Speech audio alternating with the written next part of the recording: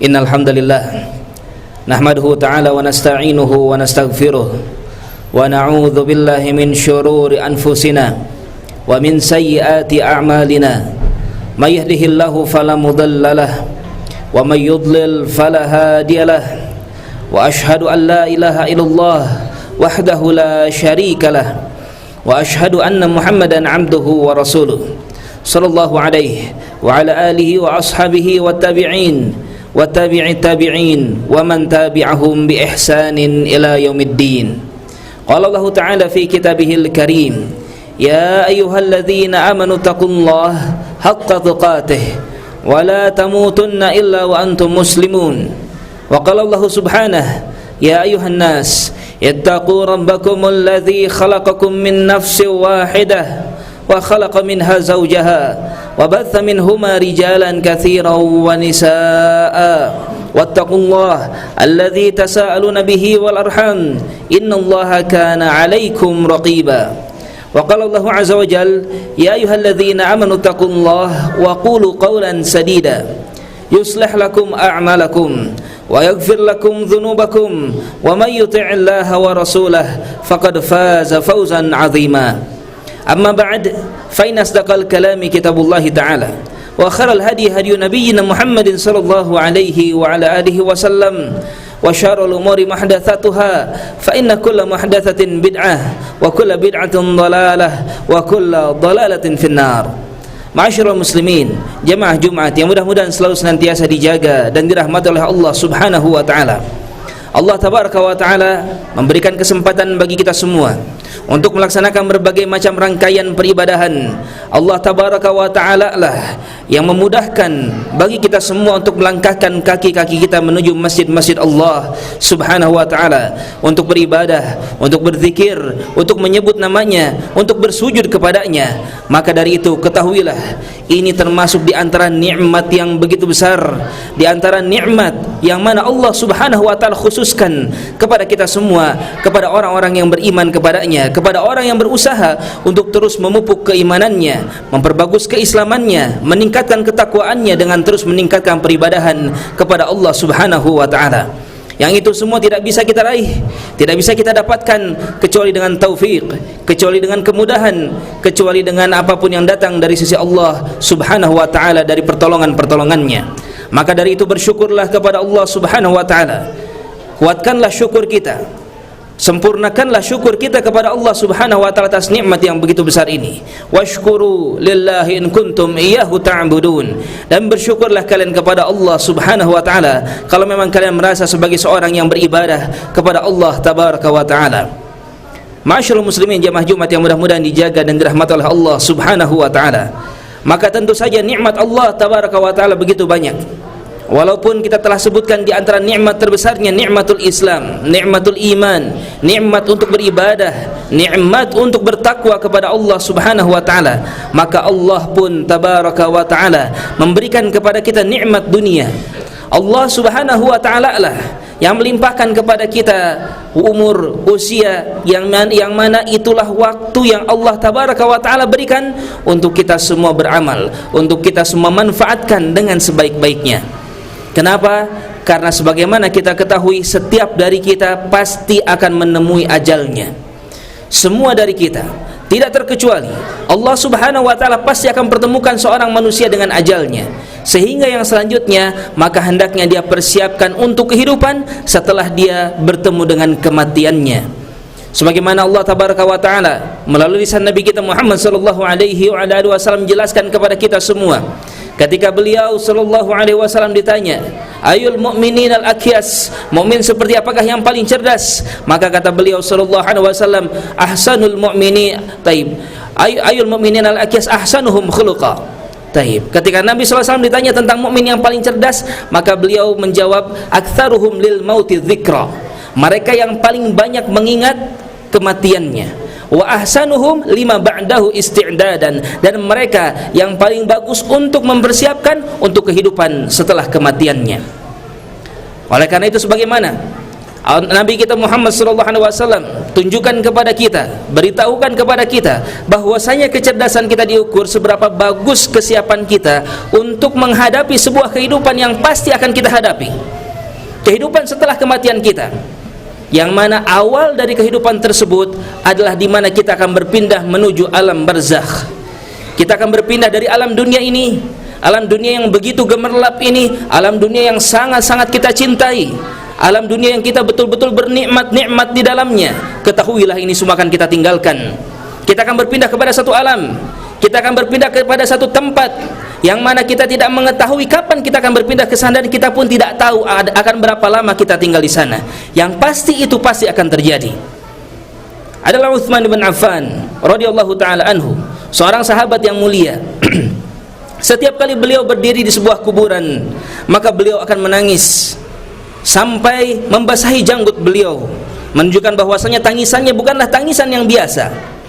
Ketika dikatakan kepadanya, tadhkarul jannah wan nar wa ma tabki wa tabki min hadha, engkau seringkali diingatkan tentang surga, disebutkan kepada dirimu tentang neraka, wa ma tabki, dan engkau tidaklah menangis, wa tabki min hadha, tetapi engkau menangis dari alam kubur ini atau dari kuburan ini. Maka Utsman bin Affan radhiyallahu taala anhu, beliau menjawab dengan sabda Nabi sallallahu alaihi wasallam. Beliau pernah mendengar Nabi sallallahu alaihi wasallam mengatakan, innal qabra awwalu manzilin min manazilil akhirah, faman naja minhu fama ba'dahu aisar minhu, wa in lam yanju minhu fama ba'dahu asyaddu minhu. Kata Nabi alaihi wasallam, sesungguhnya kubur, alam barzakh ini merupakan tempat persinggahan pertama dari negeri-negeri akhirah. Faman lam yanju minhu fa in naja minhu, kalau seandainya seorang manusia berhasil selamat di alam kuburnya, fama ba'dahu aisar minhu, maka setelahnya akan lebih mudah bagi dirinya. Wa in lam yanju minhu, seandainya seseorang tidak selamat di alam kuburnya, fama ba'dahu asyad minhu, maka yang setelahnya akan jauh lebih menyulitkan bagi dirinya. Oleh karena itu, Utsman bin Affan menangis mendengarkan sabda Nabi Muhammad sallallahu alaihi wasallam tersebut. Yang mana hendaknya kita pun tidak merasakan hal yang biasa-biasa saja. Ketika kita melihat kubur, ketika kita diingatkan tentang alam kubur, ketika kita diingatkan tentang alam barzakh, ketahuilah itu merupakan salah satu proses pertama yang akan menjadi tolak ukur keberhasilan kita di negeri akhirat nanti, atau kita akan menjadi orang yang sengsara di negeri akhirat nanti. Masyaallah muslimin, jemaah Jumat yang mudah-mudahan dijaga dan dirahmati oleh Allah Subhanahu wa taala. Ketahuilah kita semua sedang mengantri menuju alam kubur tersebut. Tidak ada seorang pun yang tidak akan bertemu dengan alam barzakh. Pasti dia akan bertemu dengan alam barzakh. Terkhusus umat Nabi kita Muhammad sallallahu alaihi wasallam. Karena semuanya pasti akan meninggal sebelum hari kiamat terjadi. Oleh karena itu hendaknya kita persiapkan sebaik-baiknya seperti apakah kita akan menghadapi alam barzakh tersebut. Masyaallah muslimin, jamaah Jumat yang mudah-mudahan dijaga dan dirahmati oleh Allah tabaraka wa taala. Maka alam barzakh memiliki beberapa sifat. Di antara sifat-sifat yang diberitahukan oleh Nabi kita Muhammad sallallahu alaihi wasallam kepada kita semua. Di antaranya, alam barzakh adalah tempat yang begitu gelap gulita. Tempat yang di dalamnya tidak terkandung cahaya. Maka siapapun yang akan masuk ke dalamnya, dia akan merasakan kegelapan. Tidak terkecuali ketika mereka telah berhasil melewati beberapa fase-fase tahapan-tahapan yang akan mereka lewati di alam barzakh tersebut. Di antara dalilnya, Nabi kita Muhammad SAW pernah kehilangan salah seorang sahabat. Ternyata telah dikabarkan kepada beliau bahwasanya sahabat ini telah meninggal, sehingga beliau pun minta diantarkan ke kuburnya, dan beliau pun sholat di kubur tersebut dalam rangka untuk menyolati jenazah, untuk mendoakan jenazah, bukan berdoa kepada jenazah. Di mana Nabi SAW setelah sholat tersebut beliau mengatakan, inna hadhil qubur mamlu'atun zulmatan ala ahliha, sesungguhnya kuburan-kuburan ini dipenuhi oleh kegelapan bagi mereka yang berada di dalamnya. Sangat gelap sekali. Bayangkan para jamaah sekalian, ketika siang hari seperti ini tiba-tiba Allah tutup cahaya yang ada, atau ketika kita malam hari tiba-tiba sama sekali tidak ada listrik, sama sekali tidak ada penerangan, bagaimana rasanya? Itulah yang akan terjadi, kurang lebih apa yang akan dirasakan oleh seorang anak manusia ketika dia berada di alam kuburnya. Kemudian yang selanjutnya, Nabi SAW menyebutkan tentang apa yang akan terjadi di alam kubur. Kisah tentang meninggalnya salah seorang sahabat yang mulia yang bernama Sa'ad bin Mu'adz radhiyallahu taala anhu. Nabi SAW menyebutkan hadzal ladzi taharraka lahul arsh. Sa'ad bin Mu'adz ini yang meninggalnya beliau membuat arsy Allah Subhanahu wa taala bergetar. Beliau adalah seorang yang mulia, sahabat yang sangat-sangat luar biasa, di mana beliau meninggal. Salah satu sebabnya karena beliau terkena panah musuh di medan peperangan. Artinya beliau mati dalam keadaan syahid. Maka kata Nabi SAW, meninggalnya Sa'ad bin Mu'adz radhiyallahu taala anhu membuat arsy Allah Subhanahu wa taala bergetar. Wa futihat lahu abwabus sama.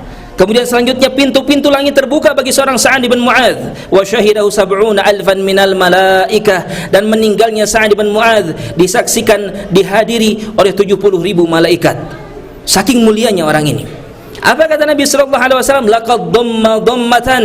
Seorang Sa'ad bin Mu'adz sekalipun ketika dia berada di alam kuburnya, maka dia pun terkena himpitan di alam kubur.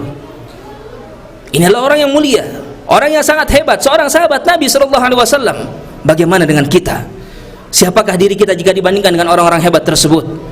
Siapakah diri kita jika dibandingkan dengan seorang Sa'ad bin Mu'adz radhiyallahu taala anhu?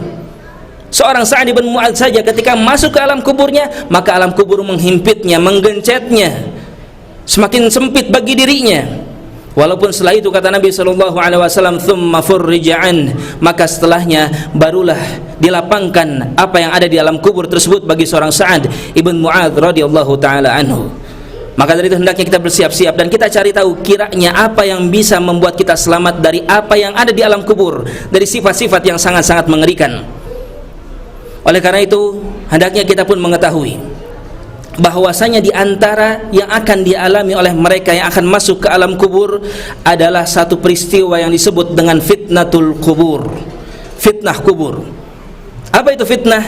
Fitnah artinya adalah pertanyaan.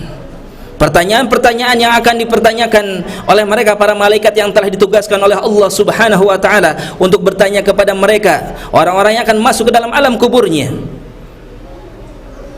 Di antaranya Nabi kita Muhammad SAW menyebutkan dalam sebuah hadis yang panjang yang diriwayatkan oleh Imam Ahmad dari sahabat Al-Barra bin Azib radhiyallahu taala anhu. Di antara potongan dari ayat hadis tersebut, Nabi kita mengatakan, fayatihi malakan, maka ketika sang mayit sudah masuk ke dalam alam kuburnya, maka dia akan didatangi oleh dua orang malaikat, yang mana dua malaikat ini disebutkan di dalam riwayat yang lain, dua malaikat ini azraqan, aswadan. Dua malaikat ini keduanya biru, keduanya hitam, sebagai gambaran bagaimana mengerikannya apa yang akan dipertanyakan oleh kedua malaikat ini. Demikian pula sebagaimana mungkin sudah kita sering ketahui bahwasanya nama dari kedua malaikat ini adalah malaikat munkar dan malaikat nakir. Apa artinya munkar dan nakir? Artinya sama keduanya, yaitu yang diingkari. Kenapa diingkari? Karena manusia ketika akan bertemu dengan kedua malaikat ini, dia akan mengingkarinya, tidak mau untuk bertemu dengan keduanya karena saking menakutkannya atas apa yang akan dipertanyakan oleh kedua malaikat ini kepada setiap anak manusia. Kepada siapa? Kepada kita semua. Fayatihi malakan, maka sang mayit akan didatangi oleh dua orang malaikat, fayujlisani, kemudian keduanya akan mendudukkan sang mayit. Fayaqulani lahu, maka keduanya berkata kepada sang mayit, man rabbuka, siapakah Rabbmu? Fayaqul, maka mayit dari golongan ini dia menjawab, la adri, aku tidak tahu siapa Rabbku. Kemudian keduanya bertanya, fayaqulani lahu, wa madinuka, keduanya bertanya lagi, lantas apa agamamu? Sekali lagi dia pun menjawab, la adri, aku tidak tahu. Kebingungan dia. Sekali lagi kedua malaikat ini bertanya, fayaqulani lahu, maka keduanya bertanya kepada dirinya, wa ma hadzal rajulul ladzi bu'itsa fikum, lantas siapa laki-laki yang telah diutus kepada kalian ini? Sekali lagi dia pun menjawab, la adri, aku tidak tahu siapa dia. Fayunadi munadin minas sama, maka selanjutnya Allah Subhanahu wa taala berkata dari langit, an kadzab, kata Allah tabaraka wa taala, telah dusta hambaku ini. Seharusnya dia tahu siapa Rabbnya, seharusnya dia tahu apa agama yang paling benar yang harus dia peluk, seharusnya dia tahu siapa nabi yang telah diutus kepada dirinya tersebut. Allah tabaraka wa taala mendustakannya. Allah tabaraka wa taala telah menderaknya dengan kecaman yang begitu sangat-sangat mengerikan. Tidak berhenti sampai di sana. Apa kata Allah tabaraka wa taala? Fa'afrishuhu minan nar, maka dari itu bentangkanlah bagi dirinya pintu dari neraka, waftahu lahu baban ila nar, dan bukakanlah pintu dari neraka. Kemudian apa yang terjadi? Fayatihi min harriha wa samumiha, masuk panas neraka ke alam kuburnya, masuk dari racun-racun yang ada di dalam neraka ke dalam kuburnya. Wa yudayyaku alaihi qabruh hatta takhtalifa fihi adla'uhu. Kemudian selanjutnya kuburnya semakin sempit lagi, semakin parah lagi. Hatta takhtalifa fihi adla'uhu, sampai rusuk-rusuknya saling bertautan antara satu dengan yang lainnya. Inilah keadaan yang terjadi. Inilah keadaan yang terjadi ketika seorang hamba tidak mampu menjawab pertanyaan-pertanyaan tadi. Dan tidak berhenti sampai di sana. Fayatihi rajul, dia pun didatangi oleh seorang laki-laki. Qabihul wajh, wajahnya sangat buruk sekali. Qabihul thiyab, pakaiannya pun sangat-sangat buruk sekali. Muntinur rih, baunya sangat-sangat tidak sedap.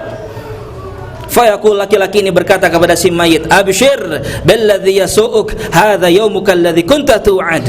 Rasakan, kata dia, atas apa yang akan engkau rasakan, dan selanjutnya akan semakin parah. Kembali kepada hadis Utsman tadi, bahwasanya kalau seorang tidak selamat di alam kubur, selanjutnya akan lebih parah lagi apa yang akan dia rasakan. Maka kata laki-laki ini pun sama, ketahuilah, kata dia, rasakan apa yang akan terjadi selanjutnya bagi dirimu adalah hal yang jauh lebih menyakitkan, hal yang jauh lebih menyulitkan. Maka inilah hari yang telah dijanjikan untuk dirimu, untuk engkau diazab di dalamnya. Si mayit pun berkata, man ant, siapakah engkau? Fawajhuka al-wajh yajib syarr, wajahmu adalah wajah yang datang dengan penuh keburukan. Maka si laki-laki ini mengatakan, ana amalukal khabith, aku adalah amalan maksiatmu ketika engkau hidup di dunia. Allah tabaraka wa taala menjelmakan perbuatan buruk seorang anak Adam, ya, berbagai macam kemaksiatan, dari mereka meninggalkan salat, meninggalkan zakat, berbuat buruk kepada kedua orang tua, tidak berbuat baik kepada sesama muslim yang lainnya, kezaliman dan lain sebagainya. Maka Allah tabaraka wa taala jelmakan itu semua menjadi seorang laki-laki yang sangat-sangat buruk keadaannya. Oleh karena itu, masyaallah muslimin, jemaah Jumat yang mudah-mudahan dijaga dan dirahmati oleh Allah Subhanahu wa taala, persiapkanlah untuk hari tersebut. Berbagai macam ujian kita lewati di dunia, maka terkadang kita bersiap-siap dengan sebaik-baiknya. Apakah itu wawancara pekerjaan, ataukah ujian-ujian ketika kita di masa sekolah dahulu, dan lain sebagainya. Dari apa yang telah kita lewati, mungkin kita sering kali mempersiapkan dengan sebaik-baiknya. Lalu untuk ujian yang sebenarnya, yang awal akan kita hadapi di alam kubur, sudahkah kita persiapkan dengan sebaik-baiknya? Sudahkah kita berusaha sekuat tenaga agar Allah tabaraka wa taala mampukan kita untuk menjawab setiap pertanyaan-pertanyaan di alam kubur? Dan ketahuilah, pertanyaan-pertanyaan di alam kubur tersebut tidaklah mampu kita jawab dengan hafalan. Bukan dengan hafalan. Kalaulah dengan hafalan, tentu semua manusia pasti mampu menjawabnya. Apa susahnya menjawab 3 pertanyaan tadi? Akan tetapi itu semua membutuhkan kepada keimanan. Itu semua membutuhkan kepada ketakwaan kepada Allah tabaraka wa taala. Kalaulah seorang seandainya dia ingin bisa menjawab bahwasanya Rabbnya, Tuhannya adalah Allah tabaraka wa taala, maka jangan melakukan kesyirikan kepada Allah subhanahu wa taala. Berusaha beribadah dengan sebaik-baiknya kepada Allah tabaraka wa taala. Demikian pula ketika seorang ingin bisa menjawab bahwasanya agamanya adalah agama Islam, maka jadikanlah Islam sebagai agama yang benar-benar dia peluk, sebagai syariat yang benar-benar dia agungkan, sebagai pedoman, pegangan yang betul-betul dia pegang di dalam kehidupannya di dunia, dan dia tidak berani untuk mencela syariat Islam sedikit pun. Maka jangan pernah berharap bisa menjawab bahwasanya agamanya adalah agama Islam, tetapi kehidupannya ketika di dunia senang untuk mencela syariat Islam, senang untuk mengolok-olok syariat Islam, senang untuk merendahkan syariat Islam. Jangan pernah berharap dia akan mampu menjawab ketika di alam kuburnya bahwasanya agamanya adalah agama Islam. Demikian pula Nabi kita Muhammad sallallahu alaihi wa ala alihi wasallam. Kalau memang kita ingin teranggap sebagai umat beliau alaihi salam, kalau kita ingin memang teranggap sebagai seorang yang bisa mampu menjawab pertanyaan ketika ditanya siapa nabimu, kalau memang ingin bisa menjawab bahwasanya nabi kita adalah Nabi Muhammad sallallahu alaihi wasallam, maka ikutilah beliau dengan pengikutan yang sempurna. Jangan hanya setengah-setengah. Berusahalah sebisa mungkin mengikuti setiap ajaran yang datang dari beliau sallallahu alaihi wa ala alihi wasallam. Dan jangan sampai berani-berani untuk mengubah-ubah ajaran Rasulullah sallallahu alaihi wasallam. Mau ngomong apa kita nanti di hadapan Allah tabaraka wa taala, yang mana setiap persidangan manusia akan disaksikan pula oleh nabinya. Dan ternyata kalau didapati di dalam tubuh kita, di dalam catatan kehidupan kita di dunia, ada perubahan-perubahan terhadap syariat yang datang dari beliau sallallahu alaihi wasallam, ada modifikasi, ada penambahan, ada pengurangan, yang mana itu sama sekali tidak mengindahkan terhadap syariat yang datang dari beliau sallallahu alaihi wa ala alihi wasallam. Lalu apakah kita bisa merasa percaya diri, bisa menjawab bahwasanya nabi kita adalah Nabi Muhammad di alam kubur nanti, sedangkan kita termasuk di antara orang yang suka merubah-rubah syariat Rasulullah sallallahu alaihi wa ala alihi wasallam? Allah tabaraka wa taala menyebutkan, wa yuthabbitullahu alladhina amanu bil qawli tsabit fil hayati dunya wa fil akhirah. Hanya mereka orang-orang yang beriman dengan keimanan yang benar yang akan Allah subhanahu wa taala mudahkan untuk berbicara dengan ucapan yang baik, baik ketika dia di dunia ataupun ketika di akhirah. Kata para ahli tafsir, di akhirah nanti yang dimaksudkan adalah ketika di alam kubur, ketika dia akan ditanya tentang man rabbuka wa madinuka wa man nabiyuka, siapa Tuhanmu, apa agamamu, dan siapa nabimu. Oleh karena itu hendaknya kita pupuk keimanan kita, perbaiki setiap muamalah kita dengan siapa? Nomor satu adalah dengan Allah subhanahu wa ta'ala. Perbaiki akhlak kita yang dengan siapa? Yang pertama dengan Allah tabaraka wa ta'ala, kemudian dengan syariat Islam, dan tentu saja dengan Nabi kita Muhammad sallallahu alaihi wa ala alihi wasallam. Semoga Allah tabaraka wa ta'ala mudahkan kepada kita semua untuk bisa menjalankan setiap syariat yang datang dari Nabi kita Muhammad ataupun yang datang langsung dari Allah berupa Al-Quranul Karim. Semoga Allah memberikan keistiqomahan agar kita bisa menjalankan dengan sebaik-baiknya. Aqulu qouli hadza astaghfirullah li wa lakum wa li sa'ilil muslimina wal muslimat fa'tabiru ya ulil absar.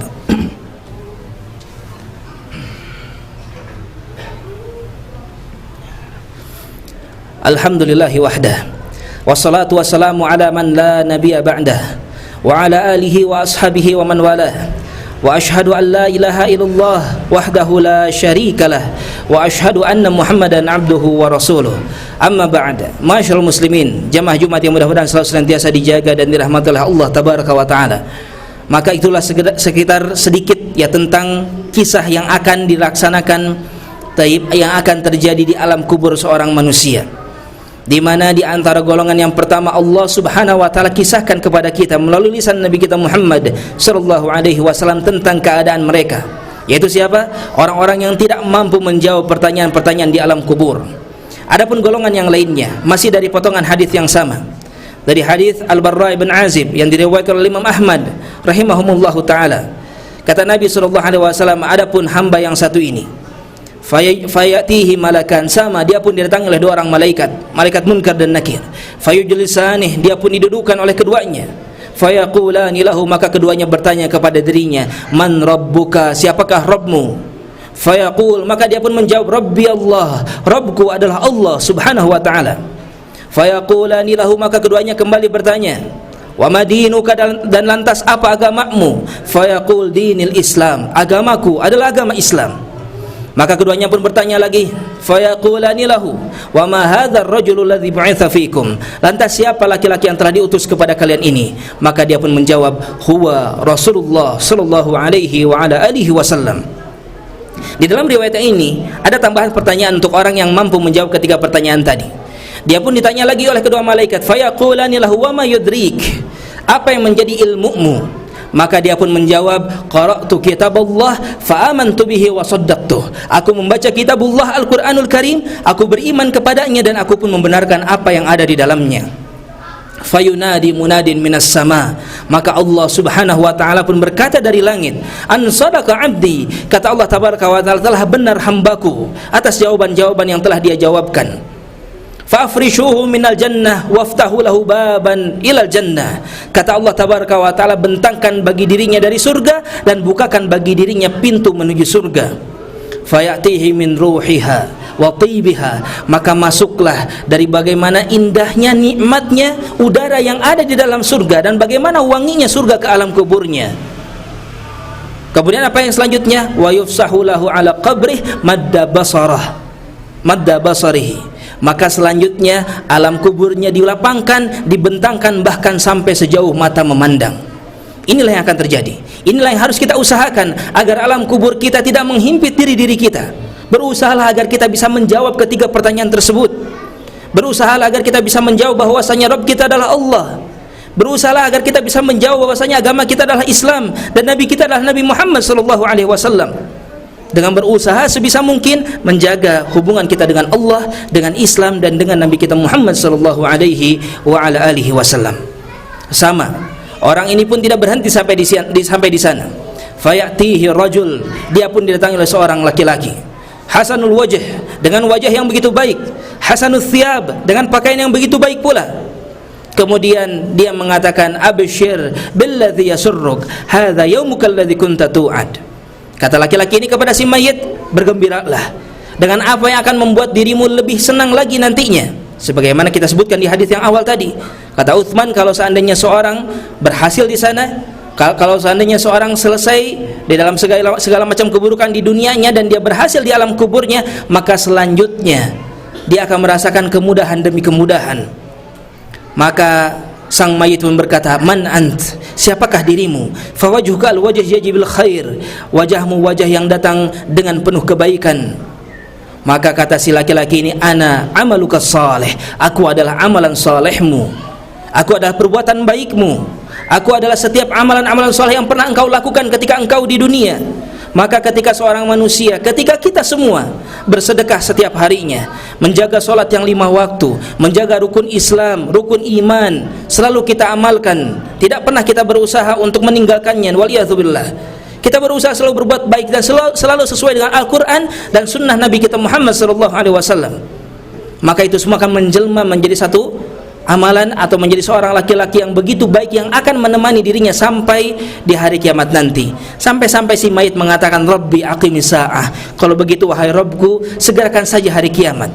Karena dia tahu setelahnya dia akan mendapatkan kenikmatan yang lebih besar lagi.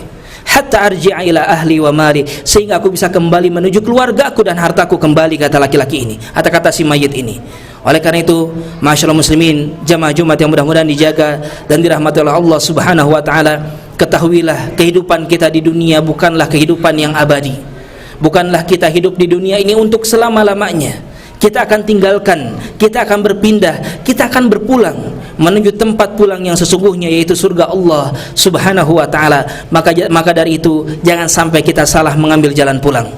Jangan sampai kita tersesat ketika kita berpulang nanti. Karena tersesatnya, salahnya kita di dalam mengambil jalan pulang tiada lain kecuali hanya menuju neraka yang begitu sangat-sangat mengerikan. Oleh karena itu, sambutlah rahmat Allah, kasih sayang Allah, cinta Allah tabaraka wa taala yang begitu besar bagi kita semua. Sambutlah dengan ibadah, dengan taat, dengan takwa, dengan iman, dengan berusaha menegakkan Islam, dengan berusaha mengikuti jalan Nabi kita Muhammad sallallahu alaihi wasallam, yang itu semua akan membawa kepada berbagai macam kebaikan-kebaikan dan keselamatan-keselamatan. Walaupun hidup di dunia terkadang kita harus bersulit-sulit, terkadang kita harus berlelah-lelah, bercapek-capek, yang mungkin sebagian dari saudara-saudara kita kaum muslimin merasakan yang jauh lebih berat daripada apa yang kita rasakan. Sebagaimana kita ketahui sekarang, saudara-saudara kita di Filistin, mereka benar-benar merasakan kesulitan yang sangat-sangat luar biasa, kesedihan, rasa sakit, penderitaan yang mungkin sangat-sangat berat sekali. Oleh karena itu, jangan pernah lupakan untuk mendoakan mereka di dalam setiap sujud-sujud kita. Dan kita hendaknya bersyukur kepada Allah. Allah berikan rasa aman di negeri ini. Allah tabaraka wa ta'ala memberikan rasa aman yang begitu luar biasa. Maka ini termasuk di antara anugerah Allah Subhanahu wa ta'ala kepada kita, yang wajib kita jaga dan harus kita bersyukur kepada Allah Subhanahu wa ta'ala dengan ibadah, dengan taat, dengan takwa kepada Allah tabaraka wa ta'ala. Dan tentu saja, ya, itu semua adalah peringatan bagi kita. Hendaknya kita ingat bahwasanya dunia ini bukan tempat untuk kita bersenang-senang. Dunia bukanlah tempat untuk kita memperkaya diri, akan kita tinggalkan. Sekalipun kita harus merasakan bagaimana kesulitan di dunia, maka ketahuilah nanti di akhirat, kalau memang kita bisa bersabar, kita bisa mendapatkan berbagai macam kenikmatan yang jauh lebih besar. Sehingga itu pun yang kita doakan, mudah-mudahan Allah memberikan keselamatan baik bagi saudara-saudara kita dimanapun mereka berada, apakah mereka yang sedang merasakan kesulitan di tempat-tempat konflik seperti di Palestina ataupun dimanapun kaum muslimin mereka berada. Mudah-mudahan Allah tabaraka wa ta'ala menyelamatkan kaum muslimin.